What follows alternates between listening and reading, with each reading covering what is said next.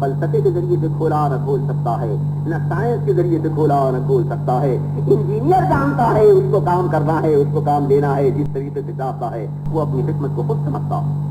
ہاں البتہ کہتا ہے کہ گانے بازی کی بات کرو، شراب پینے کی بات کرو، گانا باجا اور شراب، اس سے یہ گندی شراب نہ سمجھ لینا، گانے باجے سے یہ آج کی میوزک نہ سمجھ لینا۔ یوں کہتا ہے کہ اللہ کی محبت کی شراب پی لو، اور جو میوزک وہاں سے اسٹارٹ ہوا ہے، جو سر وہاں سے دیا گیا ہے، اپنے تمام آلات موسیقی کو، ستار بھی ہے، طبلہ بھی ہے، سارنگی بھی ہے، ہارمونیم بھی ہے، ایک سر دیتا ہے استاد، اس سر کے مطابق جب تمام آلات موسیقی برابر اسی ایک راگنی کے اوپر آ جائیں گے تب تم کو مستی پیدا ہوگی۔ اگر ہر راگ الگ جا رہا ہے مستی پیدا نہیں ہو سکتی۔ جب شراب محبت الہی پیو گے اور اللہ نے جو سر وہاں سے نکالا ہے اس راگ کے ساتھ اپنے تمام مضامین کو، اپنے تاروں کو اس کے ساتھ ملا دو گے، یقیناً جب تمہارے تاروں سے اسی سر کی آواز آنے لگے گی یقینی طور سے تم پر مستی طاری ہوگی، اور اس مستی میں تم راز حقیقت کو سمجھ جاؤ گے۔ رستہ بتا دیا گیا، رستہ بتایا گیا ہے کہ اپنے تاروں کو اس تار کے ساتھ ملا لو، اس مستی کو، اس کیفیت، اس میوزک کو پیدا کر لو، جو میوزک پردہ عالم کے اوپر دکھانے کے لیے تمہیں سر بھی بتا دیا، راگنی بھی بتا دی، اس کے تمام اونچ اور نیچ کے مقامات بھی سمجھا دیے، اونچ اور نیچ کے مقامات بھی سمجھا دیے، اس کے جتنے سر تھے وہ بھی تمہیں بتا دیے۔ دنیا میں وہ ستار بجایا جا رہا ہے، دنیا میں وہ موسیقی بجائی جا رہی ہے، تم سے کہا جاتا ہے کہ آؤ آؤ اس موسیقی کے ساتھ اپنے تاروں کو ملا لو، تمہارے اندر بھی جب یہ موسیقی پیدا ہو جائے گی تم بھی آؤ اور اس شراب محبت کو پی لو، جب تم اس سے مست بن جاؤ گے یقیناً حقیقت کے راز کو سمجھ جاؤ گے۔ وہ تار کون بجا رہا ہے، وہ موسیقی کہاں سے آ رہی ہے، وہ شراب کون پلا رہا ہے، انبیاء مرسلین اسی موسیقی کے بجانے کے لیے تشریف لائے۔ محمد رسول اللہ صلی اللہ علیہ وآلہ وسلم نے وہی شراب محبت پلائی۔ تم بھی اپنی آنکھوں کے تار کو محمد رسول اللہ کی آنکھوں کے تار سے ملا لو، اپنے کانوں کے تار کو ان کے کانوں کے تار سے ملا لو، اپنے ہاتھوں کے تار کو ان کے ہاتھوں کے تار سے ملا لو، اپنے پیروں کے تار کو ان کے پیروں کے تار سے ملا لو، ان کے سانچے میں اپنے آپ کو ڈھال لو۔ جس وقت تم اس مقام پر پہنچو گے فنا فی اللہ کا مقام تمہیں حاصل ہوگا، تم خود سمجھ جاؤ گے کہ کیا ضرورت تھی اور کس لیے ہم نے پیدا کیا۔ حدیث از مطری بوائے گو برادے اگر کم تر جو کہ کس نقشود و نقشاید بحکمتی معمارا۔ ہر سائنس کے لیے، ہر آرٹ کے لیے ایک الفابیٹ ہوتی ہے، پہلے اس کو اختیار کرو، جب اس الفبے کو پڑھتے ہوئے چلو گے آگے تب جا کر تم اس سائنس کو سمجھ سکو گے۔ آج ریڈیو کی سائنس کو تم سمجھنا چاہتے ہو اور ابھی تمہیں یہی خبر نہیں ہے کہ فزکس میں ساؤنڈ کی تھیوری ہے کیا، آواز نکلتی کیسے ہے، ویوز بنتے کیسے ہیں، اور ہم سے کہتے ہو، انجینئر سے جا کر کہتے ہو، ارے آپ کیوں، میں صحیح۔ عبدالعلیم خود جائے اور ریڈیو کے انجینئر سے کہے اور پوچھے کہ جناب یہ پرزہ آپ نے یہاں کیوں رکھایا، ہر وقت ہستا رہتا ہے، ہر وقت مصیبت کے اندر پھنسا ہوا ہے، اور یہ پرزہ یہاں کیوں لگایا ہے، یہ بہت اطمینان سے بیٹھا ہے، کبھی کبھی اس سے کچھ کو کام دینے کی ضرورت پیش آتی ہے۔ وہ کہے گا کہ حضور پہلے آپ ساؤنڈ کی تھیوری کو پڑھیے، جب آپ فزکس سیکھ لیں گے اس کے بعد آپ کی سمجھ میں آ جائے گا کہ ریڈیو کی مشین کا سسٹم کیا۔ اسی طرح سے ہم بھی اسی سائنٹیفک اصول پر کہتے ہیں کہ آئیے آئیے درگاہ کھلی ہے محمد رسول اللہ صلی اللہ علیہ وآلہ وسلم کی، وہاں جائیے، میرا مالک جل جلالہ عمن والو تمہیں بلا رہا ہے۔ تم یہ سمجھتے ہوگے کہ اس نے تمہیں چھوڑ دیا ہے، لا حاشا حاشا، کلا کلا، کبھی اس نے نہیں چھوڑا تمہیں اور نہ چھوڑے گا، نہ چھوڑا ہے نہ چھوڑے گا۔ وہ کاریگر ایسا کاریگر نہیں ہے جیسے دنیا کی مشینوں کے کاریگر، یہ مشین اگر بگڑ گئی اور ٹوٹ گئی ان کا پتہ یہ خراب ہو گئی، اب اس کچرے کو ڈالو، یہ اب یہ کسی کام کی نہیں رہی۔ یہ سنار وہ سنار ہے کہ زیور اگر بگڑ گیا، زیور میں اگر میل لا گیا، سونے کے اندر اگر میل ملا ہوا ہے تو سنار کے پاس لے کر جاؤ اور کہو کہ اس میں یہ میل ملا ہوا ہے، دیکھتا ہے کہ ہاں کتنا میل، دیکھتا ہے کہ کتنا وزن تھا، اصلی کتنا ہونا چاہیے تھا، یہ وزن جو بڑھا ہوا ہے کھوٹ کی وجہ سے بڑھا ہوا ہے، اس کھوٹ کو کس طرح نکالوں؟ وہ کھوٹ کو نکالنا بھی جانتا ہے، سونے کو صاف کرنا بھی جانتا ہے۔ جس نے سونے کا زیور بنایا ہے وہ اور اس کو تعمیر کیا ہے، وہ یقیناً اگر بگڑ گیا ہے تو اس بگڑے ہوئے کی اصلاح کرنا بھی جانتا ہے۔ اس لیے وہ مالک جل جلالہ عمر والو کہ یہ بتاؤ خدا نے بندے کو مجبور بنایا ہے یا اختیار دیا؟ وہی مسئلہ جو ہمارے دوست پوچھا کرتے ہیں۔ میں نے کہہ دیا تھا، وعدہ کر لیا تھا کہ کسی روز انشاءاللہ تفصیل سے سمجھا دیں گے مسئلے۔ آج بھی اگر وہ سوال کرنے والے موجود ہیں تو سمجھ جائیں کہ تفصیل ہی کر رہا ہوں۔ کوئی علی سے پوچھتے ہیں کہ علی انسان کو خدا نے مجبور پیدا کیا ہے یا اختیار دے کر بھیجا؟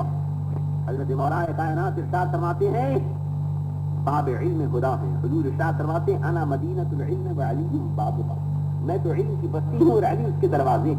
فرماتے ہیں اس سے کہ میاں ایک پیر اپنا اٹھا، ایک پیر اٹھا۔ اس نے ایک پیر اٹھایا زمین سے، ایک پیر اٹھا لیا۔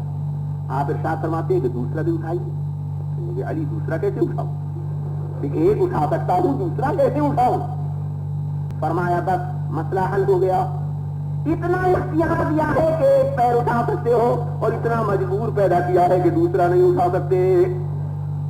نہ پورے مجبور بنا کر بھیجے گئے ہو، نہ پورے اختیار دے کر بھیجے گئے ہو۔ اگر قوت اللہ تعالی جل شانہ نہ دیتا تو مجبور، قوت دی ہے تو اختیار، آنکھیں نہ دیتا تو مجبور۔ کے لیے کہا گیا شراب کیوں پی رہے ہو؟ تمہیں کیا کرے؟ تقدیر میں یہی لکھا کہ شراب پیے تو ہم کیا کریں؟ یہ جواب ہے جو آپ دیے جا رہے ہیں۔ لیکن جب کھانے کے اوپر بیٹھے اور نمک تیز ہو گیا اور کڑوا ہو گیا اور کھایا نہیں جاتا، بیوی سے کہتے یہ نمک تیز کیوں ہو گیا، اب ہم کیسے کھائیں؟ وہ کہے تقدیر میں یہ لکھا تھا آپ کھائیے،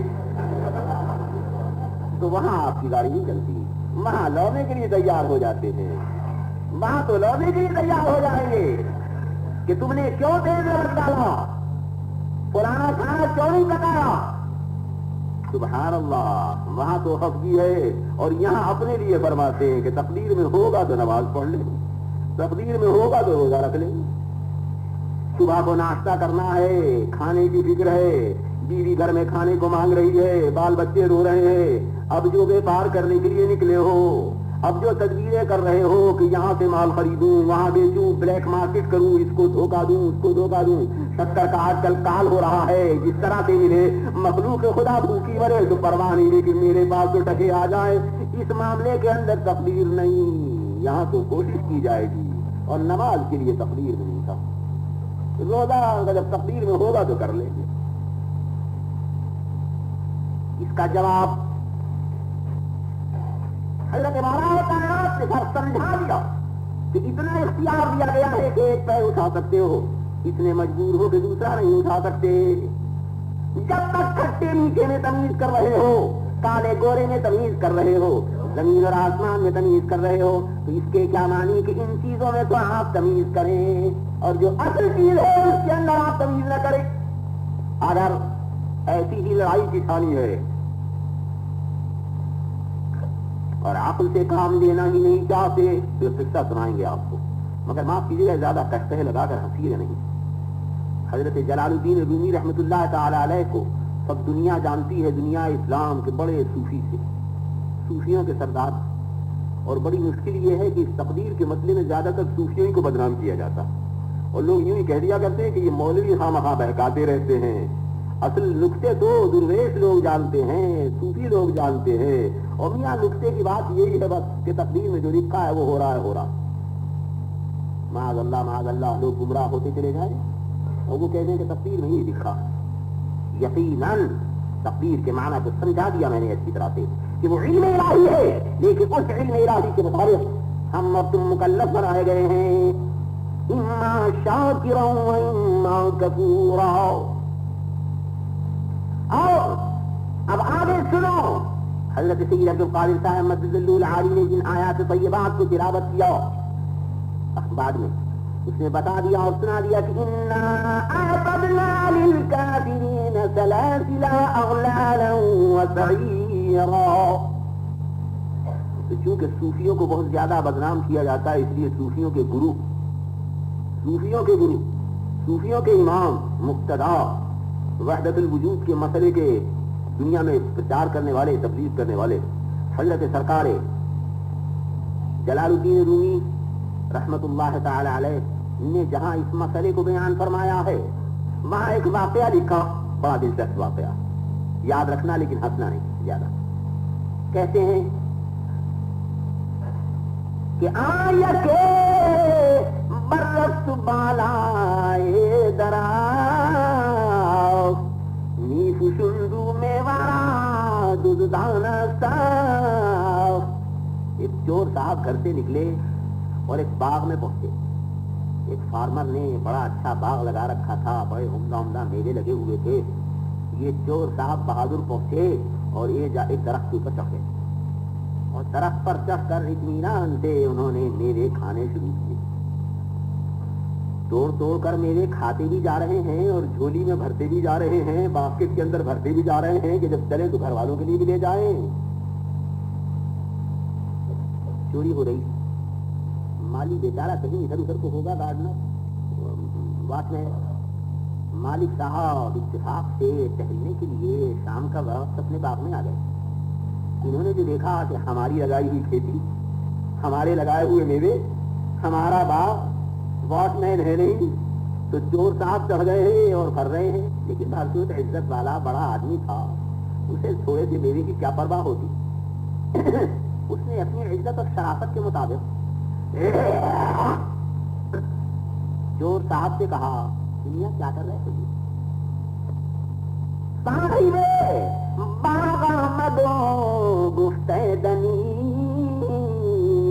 آخرت شرم خدا مندے غنی.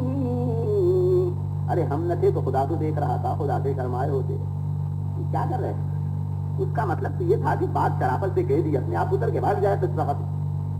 مگر جناب وہ چور ایسے منطقی اور فلسفی چور تھے جیسے آج کل کے ہمارے بھائی. بڑے منطقی جناب، بال کی کھال نکالیں گے، مولوی صاحب کا بھی دماغ چاٹ جائیں گے مسئلے پوچھتے پوچھتے، اور جب کام کے لیے کہو گے تو بس گردن جھکا لیں گے. کام کے نام کچھ نہیں. مولانا کا مسئلہ پوچھنے کے اندر دماغ تب کر دیا جائے گا، تب ہر جگہ بال کی کھال نکالیں گے. یہ تھے بڑے منطقی چور صاحب. جیسے ہی شریف باغ والے نے شرافت کے ساتھ کہا کہ آخرت شرم خدا مندے غنی، ارے خدا سے تو شرمایا ہوتا تو جواب دیتا کیا بکواس لگائی. کر باغ خدا بندہ خدا نی خرد میوا کے حق کر دکھاتا، عامیانہ کے ملامت نی کنی بخل بر خانے خدا بندے غنی. کہتا ہے بے کیا بکواس لگائی. ابے خدا کا باغ، خدا کے لگائے ہوئے میوے، خدا کا ایک بندہ خدا کے لگائے ہوئے میووں کو کھا رہا ہے، لے جا رہا ہے. تو کون ہوتا ہے جو ہمارا بکواس کرتا ہے؟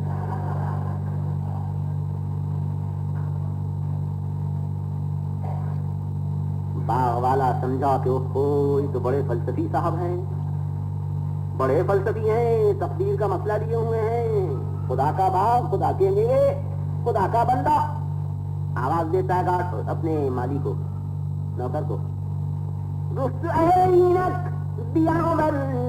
آرسن تاب گو یمن جا بے گل حسن. کہتا آج ہمارے یہاں نیکیوں کے بڑے ابا تشریف لے آئے، ذرا رسی لا، میں ان کو جواب بتاؤں. واچ مین آیا، رسی لایا، لکڑی لایا. انہوں نے کہا ذرا ٹانگ پکڑ کے چور کے نیچے تو گرا. ٹانگ پکڑ کے نیچے کھینچا چور کو، اور دونوں نے مل کر خوب رسی سے جکڑ کر اسی درخت کے ساتھ باندھ دیا. درخت کے ساتھ باندھ کر اب لکڑی ہاتھ میں لی مالک نے اور پیٹنا شروع کیا. کمر پر جو لکڑی پڑتی ہے تو چلاتا ہے کہ ہائے مجھ بے گناہ کو کیوں خواہ مار رہے ہو. اب چلاتا پٹتا ہے تو چلاتا ہے کہ مجھے کیوں مارتے ہو خواہ، میں نے کیا قصور کیا. اب مالک جواب دیتا ہے کہ چپ خبردار، گفت کی چوب خدا این بنداش میزند بر پشتے دیگر بندہ خاش. کہتا ہے خدا کی رسی، خدا کی لکڑی، خدا کی لکڑی، خدا کی رسی، خدا کا بندہ دوسرے خدا کے بندے کو اس رسی سے باندھ کر لکڑی سے مار رہا ہے، تو کون ہوتا ہے جو ہم وہاں بکواس کرتا؟ اگر تو مجبور تھا چرانے کے لیے تو مجبور ہے مار کھانے کے واسطے بھی۔ اگر آج آپ یہ فرما رہے ہیں کہ ہم مجبور ہیں شراب پینے کے لیے، دھوکہ دینے کے لیے، جھوٹ بولنے کے لیے، زنا کرنے کے لیے، حرام کرنے کے لیے، نماز نہ پڑھنے کے لیے، بیک مارکیٹ کرنے کے لیے ہم مجبور ہیں، تقدیر میں یہی لکھا ہے تو بہت اچھا تیار رہیے۔ تقدیر کے اندر یہ بھی لکھا ہے کہ انا اعتدنا للکافرین سلاسل واغلالا وسعیرا۔ وہاں جہنم میں بھی آپ یوں نہ کہیے گا کہ اب ہمیں کیوں جہنم میں ڈالا جا رہا ہے، وہاں بھی یہی جواب آپ کو دیا جائے گا کہ جناب دنیا میں اگر آپ مجبور تھے تو اب بھی مجبور آپ کون؟ ہم نے ہی اگر معاذ اللہ آپ سے گناہ کرائے تو ہم ہی سزا بھی دے رہے ہیں، ہم ہی جہنم میں بھیج رہے ہیں، تم کون خواہ بیچ میں بکواس کرنے والے؟ آپ گفتگو دے شہنارا کے بادشاہ ان سے کر دمبود حکم الہ۔ مسئلے کو سمجھ کر اٹھنا انشاءاللہ آپ کے علیم کے سامنے۔ ایک چور کہتا ہے کوتوال سے کہ کوتوال صاحب مجھے کیوں مارتے ہو، میری تقدیر میں یہی لکھا تھا کہ میں چوری کروں۔ کوتوال جواب دیتا ہے گفت شہنا ان کے منہم کنم حکم حق سید و چشم روشنم۔ کوتوال کہتا ہے میرے پیاری جان، میری آنکھوں کی ٹھنڈک، تم کو اگر خدا نے یہ حکم دیا تھا کہ تم چوری کرو تو مجھے خدا نے یہ حکم دیا ہے کہ میں تم کو درے ماروں۔ وہ بھی خدا کا حکم، یہ بھی خدا کا حکم، اب یہاں کیوں کرتے ہو؟ یہ جواب ہے ان کے لیے کہ جو بات کو سمجھنے کے باوجود پھر بھی جرات کرتے ہیں، ورنہ سیدھی سی چیز سمجھ لو کہ قوت اور قدرت خدا قدوس جل جلالہ عمن والو کی طرف سے آ رہی ہے، اور تم کو مالک عالم جل جلالہ نے اپنے فضل سے، اپنی قوت سے، اپنی طاقت سے اختیار عطا فرمایا ہے کہ اما شاکرا و اما کفورا۔ پھر فرماتا ہے کہ والذین جاہدوا فینا لنہدینہم سبلنا۔ کیوں دیا ہے یہ اختیار؟ حکمت پوچھنا چاہتے ہو اس اختیار کی تو بتاتا ہوں تم کو حکمت، بتاتا ہوں تم کو حکمت۔ یوں بھی نہ کہنا کہ صاحب راز کو کھولا نہیں، چلو راز بھی کھولے دیتے ہیں، راز بھی کھولے دیتے ہیں۔ حکمت پوچھنا چاہتے ہیں تو حکمت یہ ہے کہ وہ سنار وہی ہے، کاریگر وہی ہے، بنانے والا وہی ہے۔ جو بنانا جانتا ہو تو بنانے کے ساتھ ساتھ بگڑے ہوئے کو درست کرنا بھی جانتا ہو۔ تم بگڑ جاؤ، سارے تار خراب ہو جائیں۔ آج ریڈیو کی مشین یہاں کیپ ٹاؤن کے اندر اگر خراب ہو گئی، انجینئر نے، بنانے والوں نے بہت کوشش کی، نہیں بنا سکے، نہیں درست کر سکے، لیکن اگر پارسل کر کے بھیج دیا جائے اصل میکینک کے پاس کہ جس نے اس مشین کو بنایا ہے، اصلی مشین کو بنایا ہے، وہ تمام پرزوں کو نکال کر میٹل کو گلا کر پھر دوبارہ ان پرزوں کو بنا سکتا ہے، اور ان پرزوں میں جو خرابی آ گئی ہے انہیں دوبارہ بھی درست فرما سکتا ہے۔ یہ ہے میکینک کا کام۔ تم اپنے پرزوں کو اگر بگاڑ رہے ہو، تم اگر اپنی مشین کو بگاڑ رہے ہو تو تم سے کہا جاتا ہے کہ آؤ ہم تمہیں اس انجینئر کے پاس بھیجے دیتے ہیں جو خاص میکینک سے تعلیم پا کر رہے ہیں، ان کے دربار میں تم حاضر ہو جاؤ۔ اگر تم لفظ حقیقت کو سمجھنا چاہتے ہو، پہلا نقطہ یاد رکھنا جو بتایا، تو ان تاروں کے ساتھ اپنے آپ کو ملا لو، اس میوزک کے ساتھ اپنے آپ کو ملا لو جو میوزک محمد رسول اللہ صلی اللہ علیہ وسلم نے دنیا کے اندر چھوڑا ہے۔ اس میوزک کے ساتھ تم اپنے تاروں کو ملاتے چلے جاؤ کہ آنکھ کا تار آنکھوں کے تار سے مل جائے، کانوں کا تار کانوں کے تار سے مل جائے، ہاتھوں کا تار ہاتھوں کے تار سے مل جائے، پیروں کا تار پیروں کے تار سے مل جائے، قلب کا تار قلب سے کے تاروں سے مل جائے۔ فرمایا جاتا قل ان کنتم تحبون اللہ فاتبعونی، کہہ دیجیے یا محمد رسول اللہ صلی اللہ تعالی وسلم ان لوگوں سے کہ اگر تم اللہ کو چاہتے ہو تو آ جاؤ، اپنے آپ کو ساتھ میں ڈھال لو محمد رسول اللہ صلی اللہ تعالی وسلم کے، یحببکم اللہ، تم اللہ کے پیارے بن جاؤ گے اللہ۔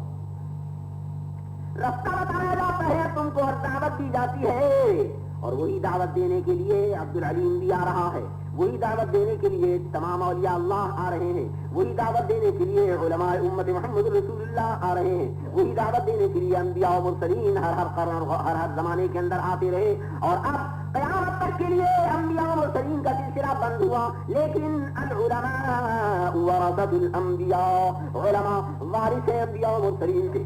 کیا عالم کسے کہتے ہیں؟ عالم کسے کہتے ہیں؟ اسے کہتے ہیں کہ جس کی آنکھیں محمد رسول اللہ کی آنکھوں میں گم ہو چکی ہو، کان محمد رسول اللہ کے کانوں میں گم ہو چکے ہوں. اس کی صورت دیکھ کر محمد رسول اللہ کی صورت تمہیں یاد آئے، اس کی سیرت دیکھ کر محمد رسول اللہ کی سیرت کا نمونہ تمہارے سامنے آ جائے. وہ ہے عالم وارث. وراثت کے پانے والے کے معنی یہی ہے کہ اس کو آنکھیں بھی ملی ہیں تو ورثے میں محمد رسول اللہ کے، کان ملے ہیں تو بھی ورثے میں محمد رسول اللہ کے، ہاتھ ملے ہیں تو بھی وارث محمد رسول اللہ ہے، پیر ہیں تو بھی وارث محمد رسول اللہ ہے، قلب ہے تو بھی وارث محمد رسول اللہ ہے. اس کے آئینے میں صورت محمد رسول اللہ کو دیکھو.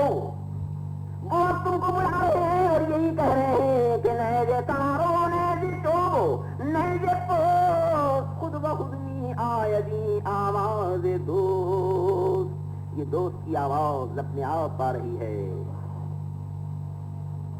اس آواز کے ساتھ اپنی لے کو ملا لو، اس نغمے کے ساتھ اپنے نغمے کو ملا لو، یقینی طور سے پھر وہی محبوبیت کی خلق تمہیں مل جائے. آئے دنیا میں انجینئر، آئے دنیا میں پیغمبر، آئے دنیا میں ہادی اور رہبر، مگر جو مرتبہ محمد رسول اللہ صلی اللہ علیہ وسلم کو حاصل ہے، جو کمال ان کی ذات میں رب العالمین جل جلالہ نے نمایاں فرمایا ہے، وہ کمال غضب کا کمال ہے کہ حسن یوسف دم عیسیٰ ید بیزاداری، ان کے خوباں ہمادارم تو تنہا داری. یہ کمال حسن حضور ہے، یہ کمال حسن حضور ہے کہ گمان نفس جہاں نہیں، یہی پھول خار سے دور ہے، یہی شمع ہے کہ دھواں نہیں. بخدا خدا کا یہی ہے در، نہیں اور کوئی مفل، جو وہاں سے ہو یہی آ کے ہو، جو یہاں نہیں تو وہاں نہیں. یہی لامکاں کے مکی ہوئے، سر عرش تخت نشین ہوئے. یہ نبی ہیں جن کا مکان ہے وہ، اور وہ خدا ہے جس کا مکان نہیں، وہ خدا ہے جس کا مکان نہیں. موسیٰ علیہ نبینا علیہ الصلوۃ والسلام کو حضور پر تشریف لے جاتے، تورات مقدس اور اللہ کے کمانڈمنٹ لینے کے لیے، مولا سے کلام فرمانے کے لیے کوہ طور پر تشریف لے گئے حضرت موسیٰ علیہ السلام. بنی اسرائیل نے کیا کیا؟ ایک بچڑا بنایا، اس میں سے کچھ آواز نکلنے لگی، ان کا بس یہی خدا. سب کے پاس تو مورتیں، ہمارے پاس کوئی مورت کیوں نہ ہو؟ سب تو مورتوں کی پوجا کریں، ہم کسی مورت کی پوجا کیوں نہ کریں؟ سب تو کہتے ہیں کہ ہمارے پاس خدا ہے، ہمارے پاس بت ہیں، ہمارے پاس یہ ہیں، ہمارے پاس وہ ہیں، ہمارے پاس کوئی بت نہیں. لاؤ اس بچڑے کو ہم بت بنائیں. بت کی پوجا کرنی شروع کر دی. موسیٰ علیہ نبینا علیہ الصلوۃ والتسلیمات حضرت ہارون کو چھوڑ گئے. حضرت ہارون سے جواب طلب کرتے ہیں، حضرت موسیٰ علیہ تشریف لاتے ہیں. پیارے بھائی جواب میں فرماتے ہیں، لا تأخذ بلحیتی، میری داڑھی نہ پکڑو، مجھ سے جواب طلب نہ کرو، میرا کام صرف پہنچا دینا تھا. میں نے ان لوگوں کو بتا دیا مگر یہ نہ مانے. میں نے کوئی شدت اس لیے نہیں کی کہ کہیں تفرقہ نہ پڑ جائے بنی اسرائیل میں. آج ہم تفریقے پر ناز کرتے ہیں کہ ہمارے اندر پارٹیاں ہیں، جتنی پارٹیاں ہوں اتنی زیادہ اچھا، جتنے لڑائی جھگڑے ہوں اتنے اچھے. مسئلوں کے اوپر لڑائی ہوتی ہے تو پارٹیاں بنتی ہیں. حضرت موسیٰ علیہ السلام حضرت ہارون سے پوچھتے ہیں تو ہارون فرماتے ہیں کہ میں نے شرک کو گوارا کر لیا، تھوڑے دنوں کے لیے کہ تم آؤ گے تو اصلاح ہو جائے گی، لیکن تفریقے کو گوارا نہ کیا. کاش مسلمان اس نقطے کو سمجھ جائیں. رب العالمین جل جلالہ کی بارگاہ میں رو رہے ہیں حضرت موسیٰ علیہ السلام کہ خدا بندہ، میں نے تو ان بنی اسرائیل کو ذلت کے مقام سے نکال کر عروج کے مقام پر پہنچایا تھا کہ یہ پتھروں کے سامنے سر نہ چکائیں، خدا کے سامنے سر چکائیں. اب ان لوگوں نے ظلم کیا اپنے اوپر. ظلم کسے کہتے ہیں؟ وضع الشیء فی غیر محلہ، کسی چیز کو بے موقع رکھنا. اپنی پہلی اردو کی تقریر میں سمجھا چکا ہوں اس کے معنی، اس لیے آج دوسرا سبق دے رہا ہوں. پہلے دن بتایا تھا آپ کو اس اردو کی تقریر کے اندر کہ عدل کے کیا معنی ہے. آج بتا رہا ہوں کہ ظلم کے کیا معنی. جن لوگوں نے پہلی تقریر کو سنا ہے اور صرف تفریح کے لیے نہیں سنا بلکہ سمجھنے کے لیے سنا ہے، انہیں یاد ہوگا پہلا سبق کہ ان اللہ یأمر بالعدل. میں نے بتایا تھا عدل کے معنی ہے ہر چیز کو اس کے صحیح موقع پر استعمال کرنا. لیکن اگر صحیح استعمال نہیں کیا ہے، پرزوں کا غلط استعمال کیا ہے، پرزے بگڑ گئے ہیں، تو اب اس کی درستی کی کیا صورت. دیکھو پرزا بگڑا، موسیٰ علیہ الصلوۃ والتسلیمات نے کنیکشن ٹھیک قائم کر دیا تھا خدا کے ساتھ، پرزوں کو ٹھیک کر دیا تھا. انعمت علیکم وانی فضلتکم علی العالمین. بنی اسرائیل کو کہا گیا کہ ہم نے تم پر انعام فرمائے، ہم نے تم کو عالمین پر فضیلت دی. پرزے تھی، حالت تھی، لیکن اب انہوں نے بھی کہا کنیکشن توڑا. مالک عالم جل جلالہ عمن والوں سے شرک کرنا شروع کیا. ان الشرک لظلم عظیم. شرک ہے سب سے بڑا ظلم. عدل کیا تھا کہ خدا سے ملے ہوتے، خدا کی الوہیت کا اقرار ہوتا، خدا کے سامنے سر جھکا ہوتا، یہ عدل تھا. اب ظلم کیا ہوا؟ شرک ہوا کہ خدا کے سوا دوسرے کو اس کی الوہیت میں شریک مانا. اتنا بڑا ظلم کیا، اپنے کنیکشن کو توڑا. اب موسیٰ علیہ السلام رو رہے ہیں اللہ کی بارگاہ میں، انجینئر ہیں خدا کی طرف سے یقیناً، لیکن کس صورت سے اصلاح فرمائیں، کس صورت سے درستی فرمائیں. ارشاد ہوتا ہے کہ اچھا ابر آئے گا، اندھیری آئے گی، تمام میں اندھیرا اندھیرا ہو جائے گا. بنی اسرائیل سے کہو ہاتھوں میں تلواریں لیں اور ایک دوسرے کو قتل کرنا شروع کریں. یہ ہے سزا. عدل کے خلاف کیا، خدا سے تعلق کو توڑا، گناہ کیا، ظلم کیا. ظلم کی سزا یہ ہے کہ آپ اپنے آپ کو قتل کریں ایک دوسرے سے. اندھیرا آیا، بنی اسرائیل نے تلواریں لی. حکم دیا گیا کہ اس گناہ سے تم پاک جبھی ہو سکتے ہو. یہ گناہ تمہارا جبھی دور ہو سکتا ہے، یہ میل جبھی نکل سکتا ہے جب اس تکلیف کے اندر اپنے آپ کو ڈالو کہ مرنے کے لیے اپنے آپ کو تیار کر دو. جب وہ مرنے کے لیے تیار کر دیتے ہیں، تلوار چلانا شروع کرتے ہیں. سینکڑوں آدمی بنی اسرائیل کے مر رہے ہیں، کٹ رہے ہیں، گر رہے ہیں. حضرت موسیٰ علیہ السلام اپنے دل کی آنکھوں سے دیکھ رہے ہیں کہ ان کا گلشن لٹ رہا ہے، ان کے درخت کٹ رہے ہیں، ان کے پھل برباد ہو رہے ہیں. اپنی آنکھوں سے دیکھ رہے ہیں، رو رہے ہیں اللہ کی بارگاہ میں عرض کرتے ہیں کہ خدا بندہ، اگر یہ سب کے سب اسی صورت سے کٹ گئے تو پھر تیرا نام کس کو سکھاؤں گا. تب دریائے رحمت جوش میں فرمایا جاتا ہے کہ جتنے کٹ گئے ان کو بھی معاف کر دیا اور جو باقی رہ گئے ان کو بھی معاف کرتے ہیں. سنا تم نے؟ ظلم کیا، قانون کو توڑا. آپریشن کی ضرورت تھی، آپریشن کیا گیا اور ایسا سیریس آپریشن کہ جانے گئی، قتل کر دیے گئے. اب وہ بڑے زبردست انجینئر پر گئے عالم پر بھیجے جا رہے ہیں. نام لیا جاتا ہے ان کا محمد الرسول اللہ صلی اللہ تعالی علیہ وسلم.